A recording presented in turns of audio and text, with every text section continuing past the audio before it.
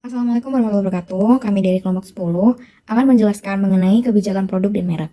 Kelompok kami terdiri dari Susi Susanti dengan NIM akhir 160, Rizky Fadli dengan NIM akhir 167, Rifki Ivan Alfizar dengan NIM akhir 145, dan juga saya sendiri Arimbi Inas Sabiha dengan NIM akhir 142.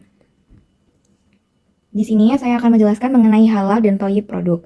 Pengolahan produk melalui pemanfaatan kemajuan ilmu pengetahuan dan teknologi memungkinkan tercampurnya halal dan haram baik disengaja maupun tidak disengaja. Oleh karena itu, untuk mengetahui kehalalan dan kemurnian suatu produk, perlu adanya kajian khusus yang memerlukan pengetahuan multidisiplin seperti pengetahuan di bidang pangan, kimia, biokimia, teknik industri, biologi, farmasi, dan juga pemahaman syariah. Standar MUI menyatakan bahwa terdapat produk halal dikatakan produk tersebut halal bila dapat memenuhi persyaratan menurut hukum Islam. Yang pertama, produk tersebut tidak mengandung babi dan komponen turunan babi. Kemudian, tidak mengandung bahan haram, bahannya berasal dari hewan halal, dan harus diproses dengan alat yang bersih, dan juga diproses oleh tenaga kerja yang bersih. Kemudian, tidak terkontaminasi dengan barang haram, tidak terkontaminasi dengan barang najis, dan juga tidak terkontaminasi dengan barang syubhat.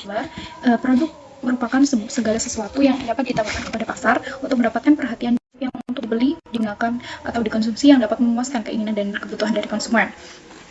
Tidak hanya itu, Kotler juga menjelaskan bahwa produk mencakup segala hal yang bisa ditawarkan, dipunyai, dimanfaatkan, atau dikonsumsi agar mampu memuaskan kebutuhan dan keperluan dari konsumen. Kemudian di dalam definisi dalam produk halal sendiri itu dijelaskan pada Quran Surat Al-Maidah ayat 88. Nah, pada ayat ini itu Allah memerintahkan kepada hambanya agar mereka memakan rezeki yang halal maupun baik. Halal yang dimaksud di sini yaitu halal dari bendanya maupun cara memperolehnya.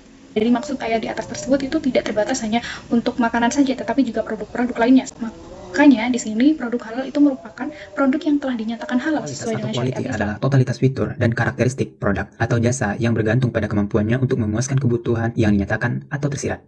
Menurut Kotler dan Keller. Menurut Kotler dan Armstrong dalam Martono dan Iriani, kualitas produk adalah kemampuan sebuah produk dalam memperagakan fungsinya. Hal itu termasuk keseluruhan durabilitas, reliabilitas, ketepatan, kemudahan pengoperasian, dan reparasi produk juga atribut produk lainnya. Jika halal mengacu pada hukum boleh atau tidaknya suatu produk dikonsumsi, Thayyib lebih menekankan pada aspek kualitas produk seperti kandungan gizi, kebersihan, dan keamanan produk, kesehatan, keterjangkauan harga, serta manfaat lainnya. Konsep Thayyib pada produk halal mensyaratkan produsen memproduksi produk yang benar-benar berkualitas dan bermanfaat. Jadi, kualitas produk merupakan bagian dari aspek-aspek Thayyib. Thayyib tidak hanya berlaku untuk produk barang, tetapi juga untuk produk jasa. Abu Snaid menjelaskan kriteria produk dalam Islam sebagai berikut. Tidak boleh menimbulkan bahaya atau ketumpulan pikiran, harus didukung aset dan dapat disalurkan, harus mengidentifikasi fitur tambahan biaya yang mungkin secara signifikan mengubah dampak produk atau layanan terhadap keputusan pembeli, membangun bukan menghancurkan, halal jangka panjang dan jangka pendek, pandangan dunia serta Islam sebagai kerangka. Baik, saya akan melanjutkan tentang strategi inovasi produk.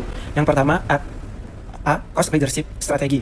Strategi ini menekankan pada efisiensi dengan volume standar produksi yang tinggi, produk standar. Perusahaan berharap dapat memanfaatkan economic of scale dan experience curve effect produk standar tanpa tambahan apapun yang dapat diproduksi pada biaya yang relatif rendah dan dapat bersedia bagi pelanggan luas. Strategi ini dapat dicapai dengan syarat perlu pencarian secara berkelanjutan, pengurangan harga dari seluruh aspek bisnis. Yang kedua, differentiation strategi. Diferensiasi meliputi penciptaan suatu produk yang unik, keunikan fitur atau manfaat yang akan memberikan nilai superior bagi pelanggan akan menjamin keberhasilan strategi diferensiasi. Pelanggan melihat produk sebagai produk yang tak tertandingi dan tak ada yang menyamai, sehingga elastisitas harga cenderung dapat dikurangi dan pelanggan cenderung menjadi loyal terhadap suatu brand. Maka, ini dapat menghindarkan diri dari persaingan. Akan tetapi, strategi ini perlu tambahan biaya terkait dengan biaya penciptaan fitur produk yang berbeda dan oleh karenanya perlu strategi harga premium. C.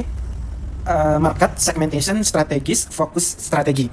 Dalam strategi ini, perusahaan berkonsentrasi pada seleksi pasar, sasaran yang spesifik atau disebut juga dengan fokus strategi or niche strategi. Dengan memfokuskan usaha-usaha pemasaran pada satu atau dua segmen pasar sempit dan menyesuaikan bauran pemasaran pada pasar spesifik ini, maka diharapkan suatu perusahaan dapat memenuhi kebutuhan pasar sasaran secara lebih luas. Perusahaan mencari keuntungan dengan meraih keunggulan kompetitif melalui efektivitas bukan efisiensi. Strategi ini sesuai bagi perusahaan yang relatif kecil dan umumnya menggunakan strategi pemasaran perang.